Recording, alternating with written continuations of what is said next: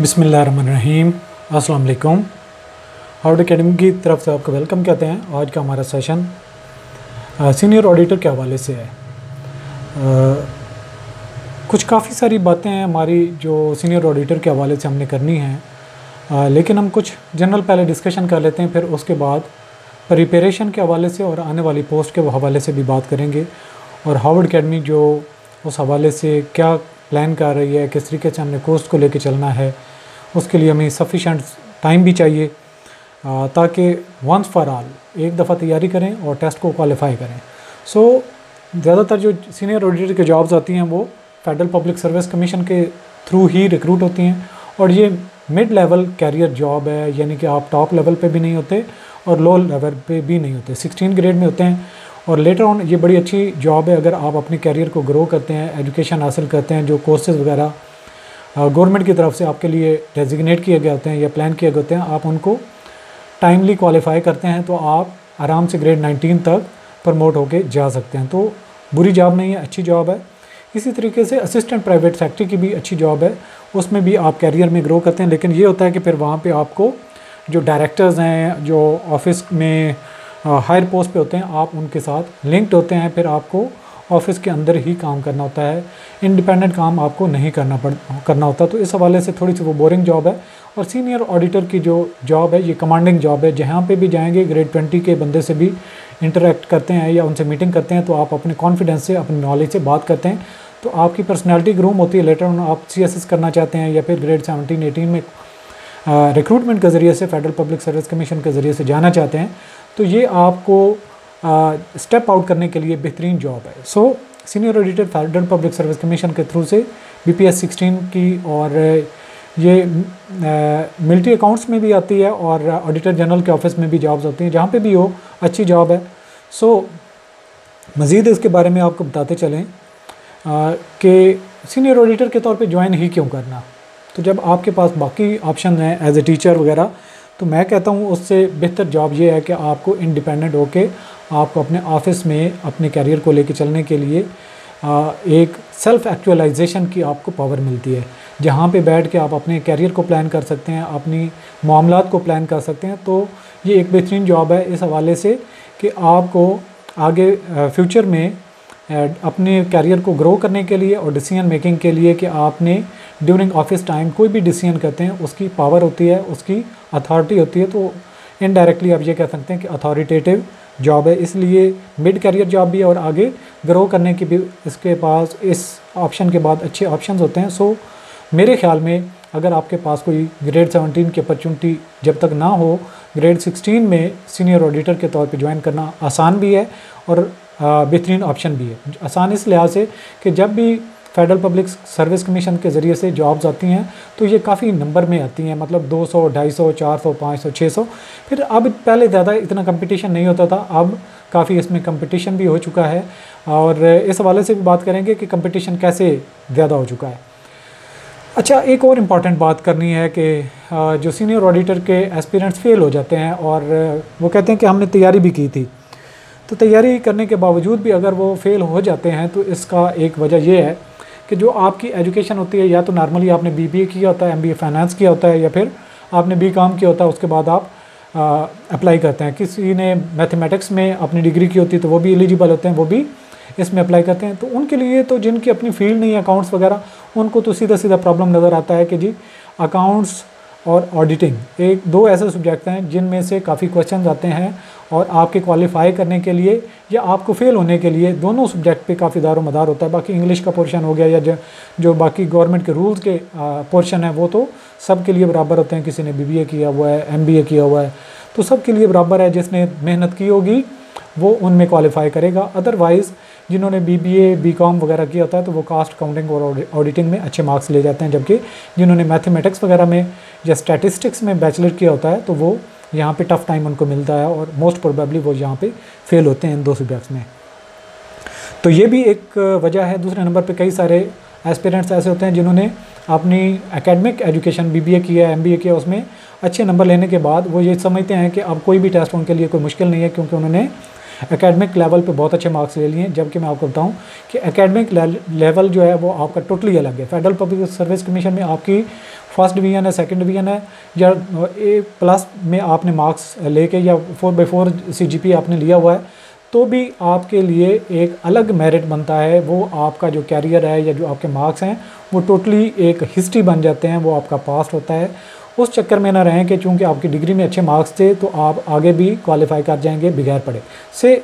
ये बिल्कुल ऐसी बात नहीं है। जो सीनियर ऑडिटर का एक सिलेबस है वो अक्सर फेडरल पब्लिक सर्विस कमीशन की जॉब्स के ग्रेड 17 वाला सिलेबस होता है, तो ये नॉर्मल सिलेबस नहीं है, टफ़ सिलेबस है जिसमें निटी ग्रिटी काफ़ी हैं। गवर्नमेंट के रूल्स हैं, जिन्होंने गवर्नमेंट के ऑफिस में काम नहीं किया होता तो उनको चीज़ों को अज्यूम करके लेके चलना या चीज़ों को अंडरस्टैंड करना काफ़ी मुश्किल हो जाता है। लेकिन हार्वर्ड एकेडमी ने तो उन चीज़ों को बहुत पहले भी आसान किया था, लेकिन अब जो हम प्लान लेके आने जा रहे हैं उसमें हमें थोड़ा टाइम ज़्यादा लग जाएगा।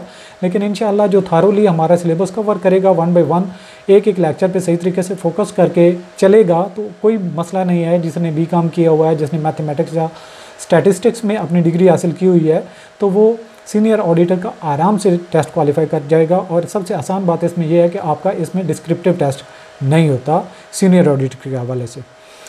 अच्छा, to whom it is easy to qualify this test in first attempt. कौन है वो जो टेस्ट को पहली अटैम्प्ट में आसानी से इसको किले को फतह कर सकता है? मेरे ख्याल में जिसने भी सिलेबस को सीरियसली लिया हुआ है और अपने एक स्केड्यूल के मुताबिक अच्छे तरीके से आउटलाइंस को ग्रिप करता है, उनको एज आ चैलेंज लेके, जैसे कि आप एकेडमिक लेवल पे एक एक सब्जेक्ट को थॉरोली पढ़ते हैं, कंसेप्चुलाइज करते हैं चीज़ों को। अगर आप सीनियर ऑडिटर के सिलेबस को भी, अलबत्ता आपके वो सिलेबस की कई सारी चीज़ें नहीं हैं, लेकिन इसके बावजूद थोड़ी सी मेहनत करते हैं, जैसे कि हार्वर्ड एकेडमी ऑलरेडी भी इसका कोर्स ऑफ़र कर चुकी है, मैं उसके हवाले से भी बात करूँगा।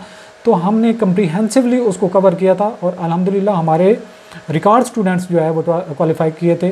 और 2000 मैं इसमें भी बात करता हूँ कि 2019 में जो हार्वर्ड एकेडमी ने फर्स्ट टाइम कोर्स कवर किया था सीनियर ऑडिटर के हवाले से, आप YouTube पे जा सकते हैं और हमारी जो 2019 की वीडियोज़ हैं वो अवेलेबल होंगे, आप उनको देखें कि कम्प्रीहेंसिवली सिलेबस को हमने कवर किया था।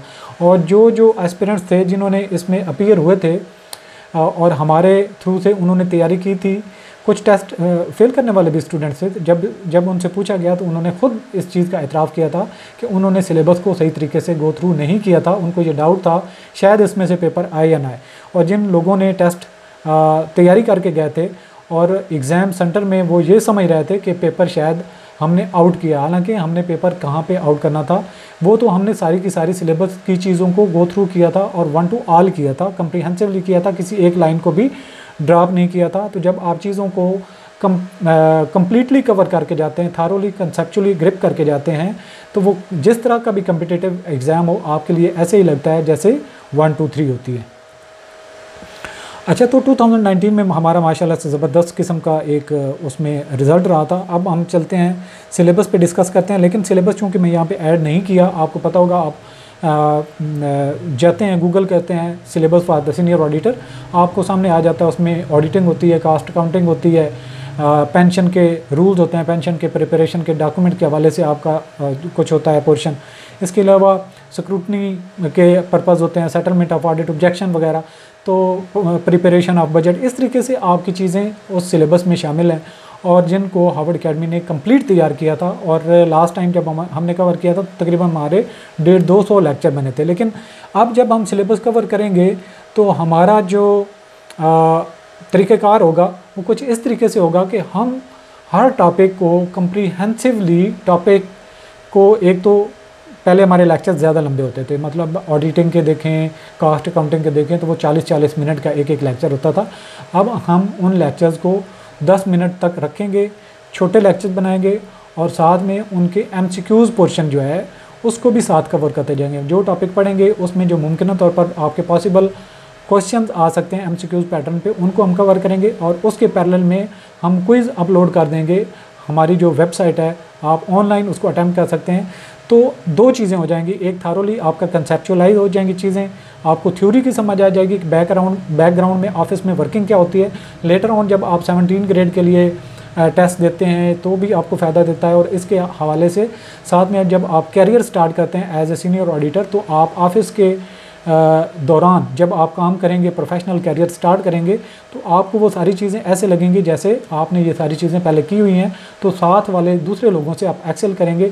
तो डेफिनेटली जो मेरिट में क्वालिफाई बेहतर करता है टेस्ट को और फिर इंटरव्यू में अच्छे मार्क्स लेता है, तो मेरिट जो आपका बनता है उसमें आपके टॉप पे नंबर होता है, तो टॉप वाले नंबर्स को ही पहले प्रमोशन मिलती है। यानी कि अगर आपने पहले 10-20 नंबरों में शामिल हैं जब आपने टेस्ट क्वालिफाई किया सीनियर ऑडिटर का, सिर्फ क्वालिफाई नहीं करना बल्कि मेरिट पे आपने जब क्वालिफाई किया, तो जब प्रमोशन के लिए सीट्स 5 होती हैं खाली, तो जो टॉप वाले 5 होंगे मेरिट पे जो आए थे सीनियरिटी के हवाले से, वो उसके लिए एलिजिबल होंगे प्रमोशन के लिए। अगर टॉप 10 के लिए जो सीटें खाली होती हैं तो टॉप 10 को प्रमोट होना है, तो टॉप वाले जो सीनियर होंगे उन्हीं को प्रमोशन पहले मिलेगी। सो आपने इसको एक तो पास करना है, दूसरे नंबर पे आपने कोशिश ये करनी कि सीनियर ऑडिटर की जो फाइनल मेरिट लिस्ट बनेगी उसमें पहले 10-15 नंबरों में आपने होना है, ताकि जो आपकी एंट्री जाती है उसमें जो टॉप पे लोग होते हैं उनमें आपका नंबर हो, और जो ही प्रमोशन का चांस मिलता है तो सबसे पहले आपकी प्रमोशन हो, ताकि आप कैरियर को तेज़ी से ग्रो करें।